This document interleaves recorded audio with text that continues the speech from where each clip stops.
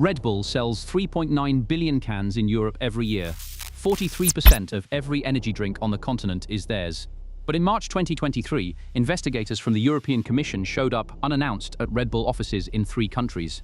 The company that gave you wings may have been clipping everyone else's. I break down Europe's biggest corporate investigations every week. Subscribe if you want to understand how billion-euro punishments actually work. Red Bull didn't just dominate the energy drink market. Red Bull invented it. When Dietrich Mateschitz launched the brand in Austria in 1987, Western energy drinks didn't exist as a category. He borrowed the formula from a Thai tonic called Krating Daeng, put it in a slim 250 milliliter can with a blue and silver design, and then did something no beverage company had done before. He built the entire brand around adrenaline. Extreme sports, cliff diving, base jumping, Formula One racing, Felix Baumgartner jumping from the edge of space. Red Bull became less a drink company and more a media empire that happened to sell caffeine.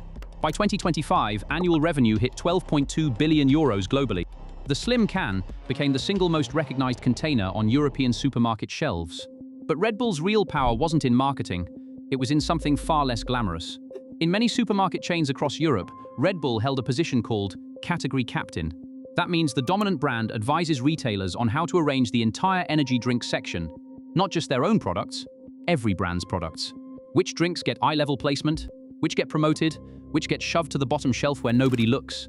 The market leader was deciding the fate of its own competitors. Red Bull spent decades building the category. The Commission spent months examining whether they'd locked the door behind them. The accusation is specific and detailed. Red Bull allegedly paid retailers cash incentives and offered rebates to remove competing energy drinks from shelves. The targets were particularly brands sold in cans larger than 250 milliliters. That's Monster Energy's signature format, the big green can that sits next to Red Bull in every petrol station and corner shop. Red Bull reportedly structured loyalty payments so that shops prioritizing their products over competitors received financial rewards. Branded Red Bull refrigerators placed in convenience stores and petrol station forecourts allegedly came with one strict condition: only Red Bull products inside. Not Monster, not Rockstar, not any local competitor. Nothing but the silver and blue can behind that glass door. And through a trade association called Energy Drinks Europe, Red Bull allegedly coordinated with other industry players to limit the distribution of larger format cans entirely, squeezing Monster's core product out of supply chains before it even reached the shelf. Monster Energy noticed what was happening. The American company, owned by the same corporation behind Corona Beer and Robert Mondavi Wines, had been trying to expand its European footprint for years. But every time Monster pushed into a new retail chain, the shelf space seemed to shrink rather than grow. So Monster Energy filed a formal complaint with the European Commission, alleging that Red Bull's grip on shelf space wasn't earned through better taste or smarter advertising. It was engineered through contracts specifically designed to make competitors invisible to shoppers. The complaint alleged that Red Bull had built an entire system, from cash payments to fridge exclusivity to trade association pressure, all aimed at one outcome: keeping that 43% market share exactly where it was. If you're wondering how that's even legal, so is everyone else. On the morning of March 20th, 2023, Commission officials arrived without warning at Red Bull's headquarters in Fuschl am See, a small lakeside town in Austria where the company built its glass and steel campus surrounded by mountains and a lake. Simultaneously, coordinated teams entered Red Bull's subsidiary offices in France and the Netherlands. 3 countries. One morning. No advance notice, the investigators carried official inspection decisions authorizing them to examine records, interview staff, copy entire hard drives, and physically seal rooms with red tape to prevent evidence destruction. Breaking one of those seals carries a fine of tens of millions of euros on its own. The forensic technology team brought their own laptops and portable imaging stations, connected hardware write blockers to company servers, and began creating exact digital copies of every potentially relevant file. Emails between sales directors and supermarket buyers. Spreadsheets tracking competitor shelf placement, internal presentations about how to respond when retailers asked about stocking Monster Energy, chat logs between regional sales teams discussing rebate structures. Red Bull publicly called the allegations manifestly unfounded and insisted they welcomed fair competition. The Commission kept copying files. The inspection didn't end when the investigators left Austria. It continued at the Commission's own secure premises in Brussels through June and deep into September of that year, as officials methodically sorted through the enormous volume of seized documents and digital records. 6 months of reading a company's private conversations. A company that sponsors cliff diving and base jumping found itself on the wrong side of a legal cliff it hadn't seen coming. Red Bull's legal team moved fast. Within months, they filed a formal challenge at the EU General Court in Luxembourg, arguing the Dawn raids were disproportionate, overly broad in scope, and based on insufficient evidence to justify such an intrusive search. Their lawyers asked the court to suspend the Commission's continued inspection at the Brussels premises while the challenge was being heard. The president of the General Court said no. Then came the full hearing. In October 2023, the court disagreed with Red Bull completely. The judges found that the Commission possessed sufficiently serious clues to justify the inspections and dismissed Red Bull's application in its entirety. This decision seemed small at the time. It wasn't. It meant every single document seized during those March raids, every email, every spreadsheet, every chat log, remained valid evidence that the Commission could use to build its case. 2 years later, in October 2025, Red Bull mounted a second legal challenge targeting the inspection decision itself rather than the continuation of the search. Dismissed again.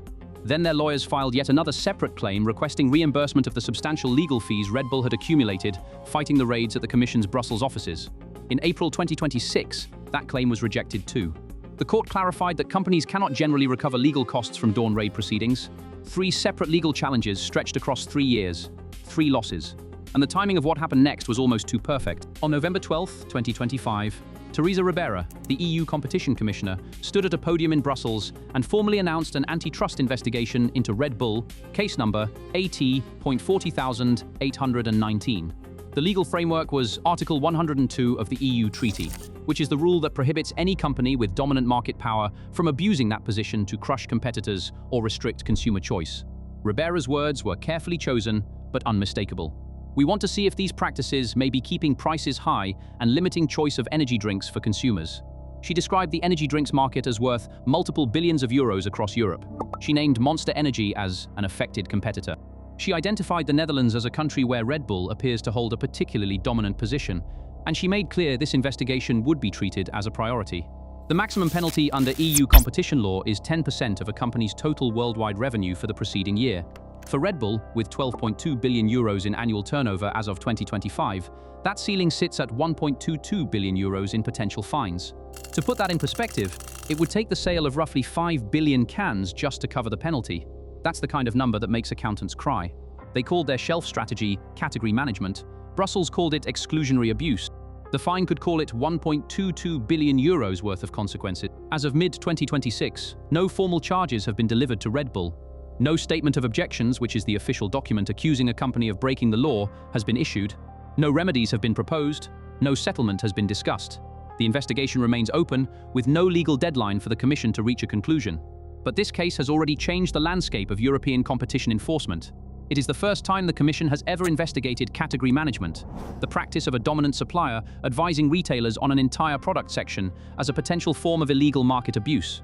Every major consumer goods company in Europe is watching what happens next.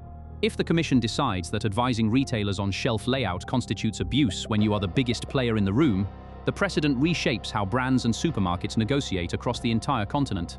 Procter & Gamble, Unilever, Nestlé, Coca-Cola. Every company that has ever served as category captain in any product aisle now faces a question they never expected to answer.